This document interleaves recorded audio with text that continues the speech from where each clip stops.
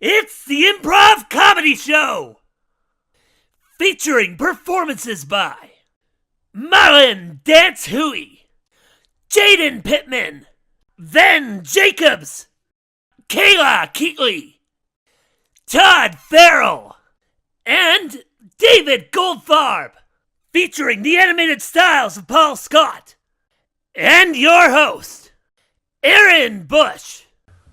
Since this is our first session, I'd like to take a moment to introduce everyone. Specifically, meaning our animator. He's not here, but he'll be giving all you YouTube viewers the visuals. We don't know what they're going to look like. We just do our part to send our voices off for visual effects. It's our job as the performers to basically give Paul something to do. Not sure what I mean by this? Well, let's introduce Mr. Happy Face, a simple black and white circular object with 2 dots and a bracket.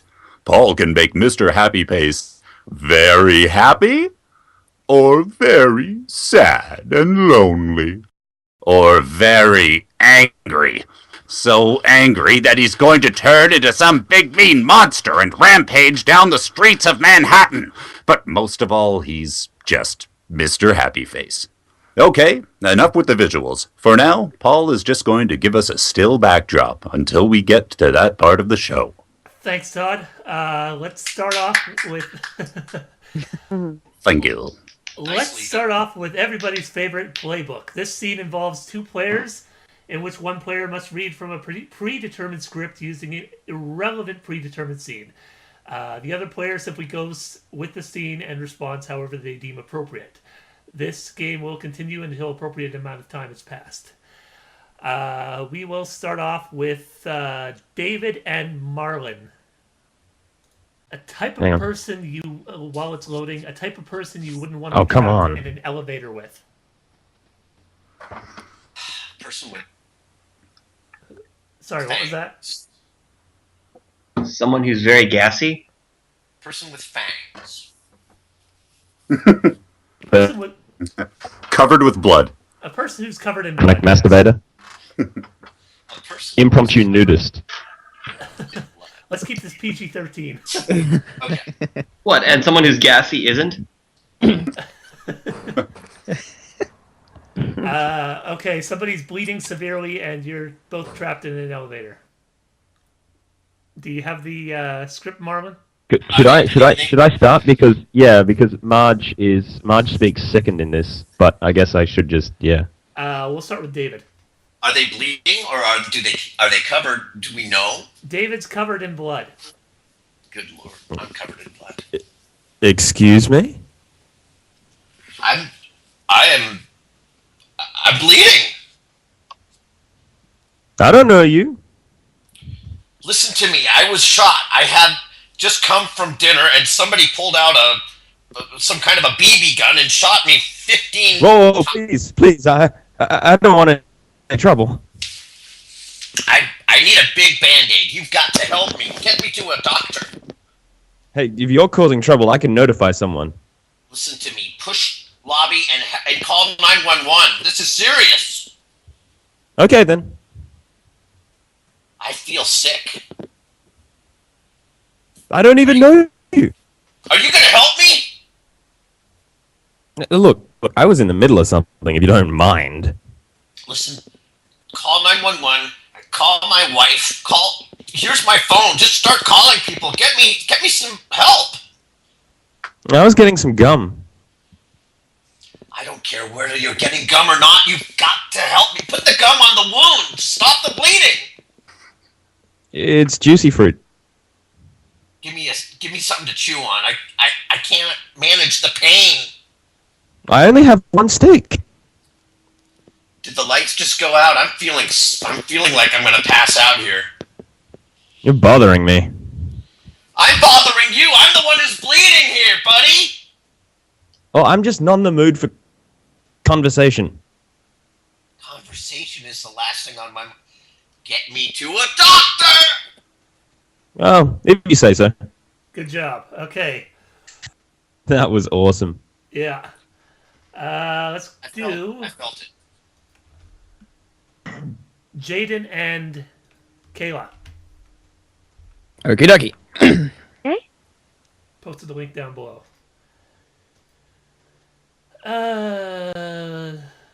Something you wouldn't expect to find in medieval Europe. An Time iPhone. machine. Oh, I was about to say that.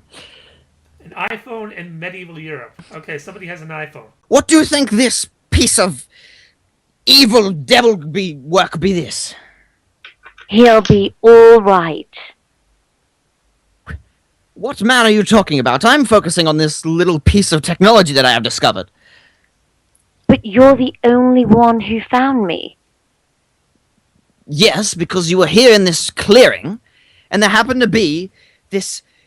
I don't even know what it is. Do you have any idea whatsoever? There's a hole in the fence. There's a hole in the fence? Maybe that is where it fell through. There's some kind of portal to the netherworlds from there. Or some sort of evil factory or witchcraft be going on the other side. I'm not sure. Yes, it does seem a rather extravagant a theory. Well, do you have any other ideas on where this could have come from? They don't know about the hole. Who's they? Shouldn't you be at your party? Well, yes. I was just taking a stroll from the festivities, and I happened upon this thing. He will be annoyed.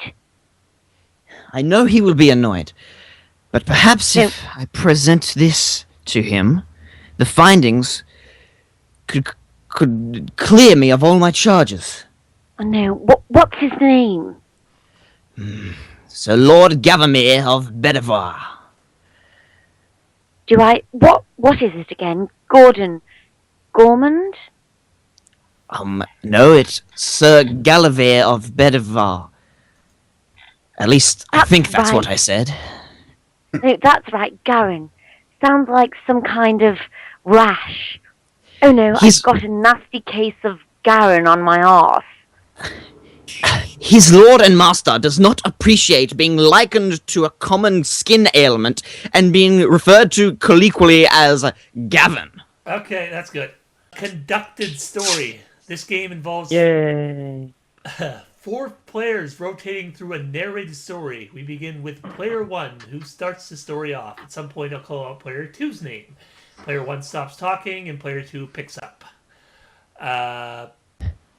2 people are trapped in a car on the edge of a cliff. Well, that's rather dire, but okay. Yeah, that's unfortunate for them. Yeah. Let's see. This one will feature Todd, Marlon, Jaden, and Ben. Okay, take it away, Ben. So, standing precariously between the edge of the abyss and life itself stood a car inside 2 individuals scared for their very lives. One looks to the other and ends up saying, "Darling, if we ever survive this, will you marry me?" Todd. And in response, She said, "Of course I will. Now let's make every effort to swing this car back toward the cliff so we don't fall." And they began to clamber over the back seats to try and shift the weight of the car away from the abyss. And the car teetered and then lurched forward. They screamed together, "I don't want it!" Jaden. Sorry. And as they fell towards the ravine, they could not help but think back to the times in which they frolicked and laughed together in the field, too afraid to tell each other of their feelings, but just enjoying the pleasure of their company. And as they crashed into the water and Marlon. the clear liquid filled their lungs, they felt their As life they slipping crashed into away. the water, the clear liquid fell on and it didn't stop talking. I'm just going to... Clear liquid fell onto the windshield, and slowly they found their car was being filled by water, filled with fishes of all descriptions. There were redfish and bluefish. While they were dying, they found a little solace in the fact that they could have a lovely fish dinner. But, on the other hand, they said if the fish are getting into the car, there must be some way for us to get out. And they noticed that the windows had been opened the whole time. They swam to the surface of the water, only to be beaten down again and again by waves, struggling and gasping for breath in an effort to survive so that they might... Ben. An effort to survive so they might live to be another day and spend their remaining hours together and in happiness. The man, he's able to get on the point where he can latch on to a protruding rock on the side of the cliff, reaching out with his spare hand to try to grab the hand of his lover, Marlon. so that way they could remain together. But they soon found out that that was not a rock at all. It was, in fact, the nose of a very friendly narwhal, who swam them to safety. And the narwhal's name was Gary. Thank you, Gary, they said, clutching hands and looking into each other's eyes with a deep longing. The deep meaning. And after he had saved them, they invited Gary to be the best man at their wedding, with a date to be announced. And no one believed their story when they got back to land, until a super detective was searching, scuba diving through the ocean and found their car, putting the pieces of the puzzle together and realizing that everything was true. Jaden. Everything. And then the direct detective realized that he was put under a hoax.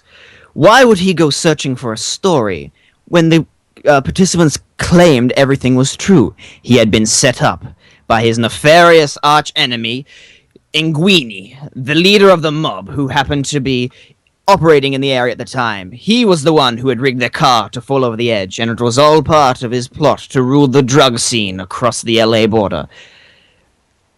And the detective thought long and hard about why there was a cliff and a river in the LA area. And he soon came to realize that the mobster was also Todd. under the... Was also an illusionist who could project images of things such as cliffs to confuse the police. And this is how he'd been getting away with his drug dealing for so long. He could disguise any scene, and he could confuse the populace. Okay, that's good. Well, that certainly took a turn for the strange rather job, Gary. quickly. From barely surviving to narwhal. And great I like to detective. throw that in there. That was very compelling. Yes. It was If only compelling every- and strange. If only every story had a friendly so it narwhal. was strangely compelling.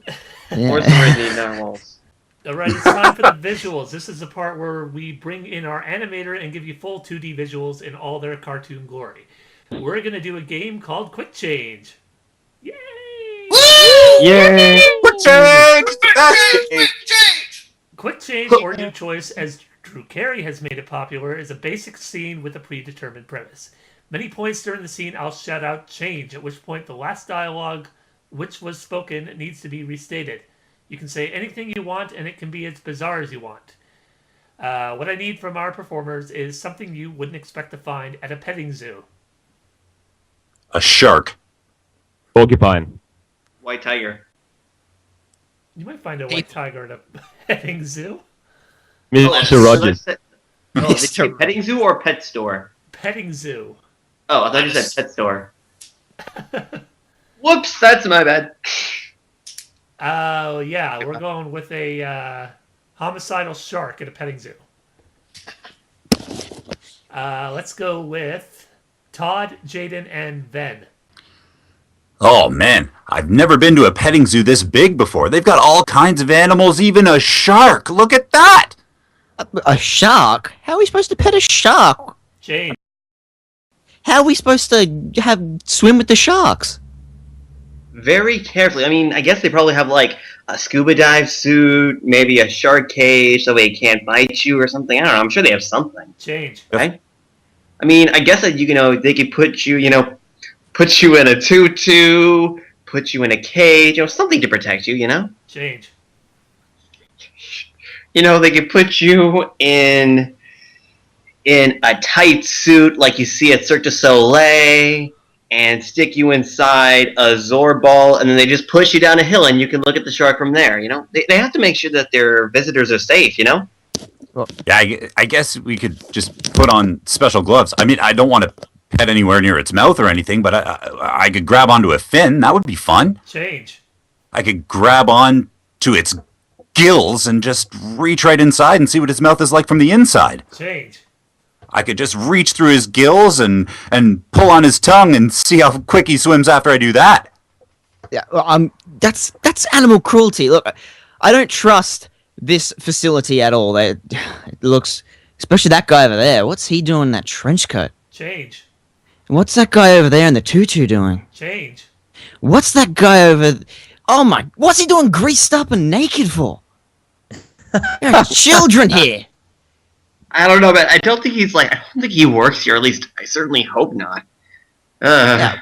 What, is the grease supposed to make him swim faster in the water or something? Change. No, he slides on. Is the grease supposed to make him all slippery and slidey so he can go slide across the floor Change. and imitate the shots? Is the grease supposed to make him more huggable or something so he can slip away from the police when they try to catch him? Maybe he's trying to keep up with the penguins. You know, he can race down the hill with his penguin buddy, since penguins like to slide on their stomachs or something. Change. I mean, do they have penguins here? Or maybe he tries to use it to keep up with the sharks so he can have a race side by side with them. People pay good money for that kind of thing, you know? Change. Maybe sometimes he tries to use it to slide so that way he can race the plants, because plants are very fast runners, you know? I mean, look at those little roots. They're just so quick and nimble. Yeah, I know what you mean. The other day, I saw some gardenias just go crazy. Those things can be vicious sometimes, too, like dandelions. Like, if you stick those fingers near them, you're not getting that finger back. Change. I mean, have you ever seen trying to stick your finger near a dandelion? You do that, they'll just rip off your whole freaking arm off. Change. Ever tried sticking your finger near a dandelion? I did that once. We don't talk about that anymore.